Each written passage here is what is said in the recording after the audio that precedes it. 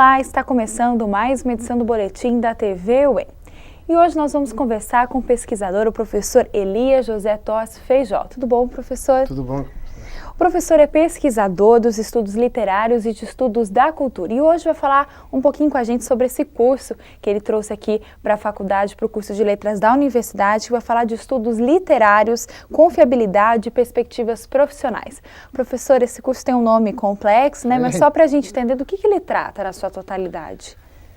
Trata fundamentalmente da consideração de que os estudos literários estão perdendo importância, estão perdendo força, que essa perda não é uma questão conjuntural, mas vai ser estrutural, e propomos então uma reconversão e um reencaminhamento para outros rumos. Os rumos estão num trabalho sobre estudos da literatura com rigor e com conhecimento, e, sobretudo, também introduzindo o princípio da utilidade, um princípio controverso, mas da utilidade. Daí que falemos em confiabilidade, tanto dos resultados, como também dos objetivos que nós podemos atingir.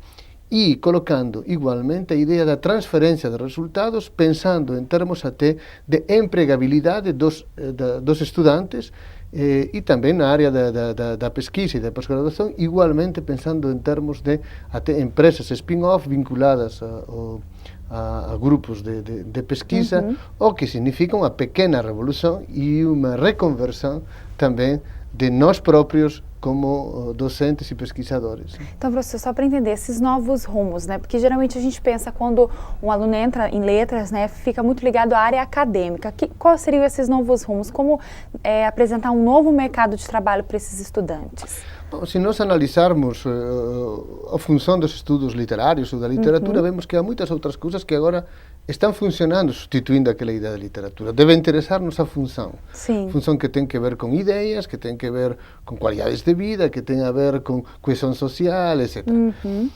Essa é a primeira reflexão que nós devemos fazer. A segunda é também pensar em termos de qual é cultura. E cultura é tudo aquilo com que as pessoas veem, interpretam, funcionam no mundo. Sim. Com estes dois elementos, nós podemos estar pensando em atividades de mediação cultural, de integração cultural, de assessoria e consultoria no âmbito da cultura, não só em relações internas, mas também em relações internacionais. Penso que quem conhece uma cultura meta e quem conhece uma cultura de origem pode não cometer as pífias e as gafas que têm tantas empresas, até multinacionais, exatamente cometidas em tantas áreas, inclusive no Brasil. Portanto, estamos pensando em esferas em que é possível asesorar, melhorando qualidades, é possível asesorar entidades públicas e privadas, é possível fazê-lo em termos de integração, de qualidade de vida, é possível ter muitas dimensões, e aí a pequena empresa, o pequeno empreendimento que devemos reclamar aos estudantes e que nós devemos fomentar frente à ideia passiva que normalmente desenvolvemos, é o que é fundamental e axial nesta proposta.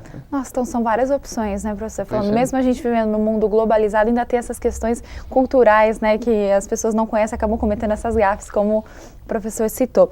E, professor, o que a universidade, então, pode fazer por esse acadêmico, né, para tentar inseri-lo no mercado de trabalho, né, já mostrando outra opção para ele? Bom, o meu interesse sempre como universitário é não ser subserviente ao mercado, esse mercado devorador com maiúscula. Pelo contrário, eu penso que a universidade deve colocar-se este assunto e liderar com uma ética forte, orientações que não sejam subservientes a determinados elementos, digamos, do grande capitalismo ou das multinacionais. Portanto, eu penso que desse ponto de vista é um dever. O que pode fazer a universidade deve colocar-se este problema. E deve colocar-se isto não só nas áreas de experimentais, de saúde, tecnológicas, mas também nessas áreas que parecem irredutíveis. Também os seus profissionais são irredutíveis. Isto não é conosco. Isto nós é que preservamos a cultura. Quando ultrapassemos esta ideia ficcional e comecemos a pensar em termos de empregabilidade, de aplicabilidade, de reflexão e de produção de conhecimento fundamental e básico, penso que daremos passos fundamentais nesta reconversão que penso que é tão precisa, tão necessária, como urgente, né? Pelo menos nas realidades que eu conheço. E essas empresas spin-off, por exemplo, as empresas júniores, esses juniores que a gente tem na universidade, seria um exemplo interessante? Claro, são exemplos interessantes. No nosso grupo de pesquisa, desenvolvemos uma empresa spin-off. Ela chama-se FAS, Cultura e Desenvolvimento. Não estou fazendo publicidade, estou identificando cultura e desenvolvimento como os objetivos que eles podem fazer. Como surgiu esta empresa? Está criada por uma pessoa que vem da área do empreendimento em ciências humanas e de uma doutora gerada no nosso grupo de pesquisa, que produz conhecimento, know-how, como fazer coisas, e ao mesmo tempo numa atmosfera de pesquisa e de orientação que permite que estas pessoas hoje não deem conta de todos os recados que têm em termos profissionais. Certo, são muitos assuntos, né, que podem ser tratados. Pois, né? Imagine assessorar a uma fundação, por exemplo, e estou colocando exemplos concretos, que quer fazer um intercâmbio de índole cultural ou mais abertamente de aproximação de ideias com um país determinado. Eu estou falando do caso Galiza-Cabo Verde. Ou uma entidade pública que quer fazer uma exposição de autores num outro país. Sim. Ou a integração de imigrantes sabendo os seus elementos culturais. Ou programas e-learning de aprendizagem, não só linguística, mas sobretudo cultural, de modos e maneiras, até especializados. São vários dos exemplos que a esfera da cultura, entendida como eu antes comentava, podem abrir, e onde as pessoas que estão dedicadas aos estudos literários podem encontrar vias aliciantes, duras, esforçadas, mas realmente apaixonantes que percorrer. Então tem uma opção fora academia para esses estudantes de letras, né, graduação e pós-graduação. Pois, eu penso que sim, e penso que até se aplicarmos na própria graduação técnicas de aprendizagem cooperativa ou de aprendizagem de serviço, nós podemos ir desenvolvendo este tipo de elementos. Isto é importante, os conhecimentos e as chaves que se podem manejar.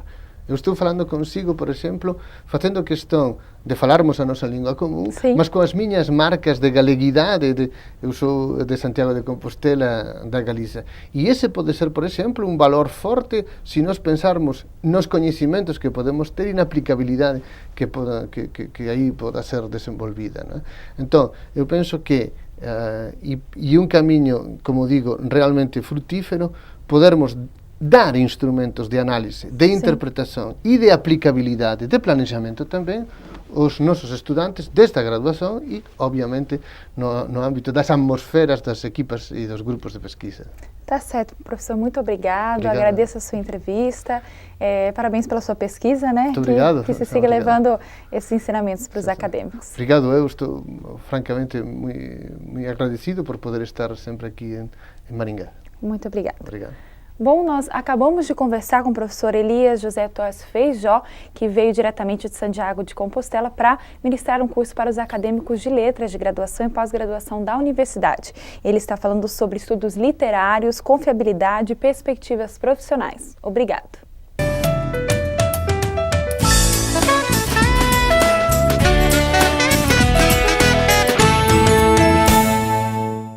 Representantes das secretarias de 19 núcleos de educação se reuniram com o vice-governador para discutirem a regularização do diploma para professores formados na Visivale. O encontro aconteceu no bloco do PDE, na UEM. Como forma de abrir o debate sobre a capacitação de egressos da Visivale e pessoas formadas em cursos de pedagogia à distância, secretarias de educação de mais de 200 municípios do estado se reuniram com o vice-governador e também secretário de Educação do Paraná, Flávio Arnes. O objetivo do encontro reforça a importância da conclusão do curso para a qualidade da educação. O governo do estado tem tido apoio da Universidade Estadual de Maringá em vários aspectos. E um dos programas mais importantes é a regularização da situação dos professores egressos da Visivale, né, que foi um curso de pedagogia ofertado com muito valor, com muita qualidade, mas que infelizmente não percorreu os trâmites adequados.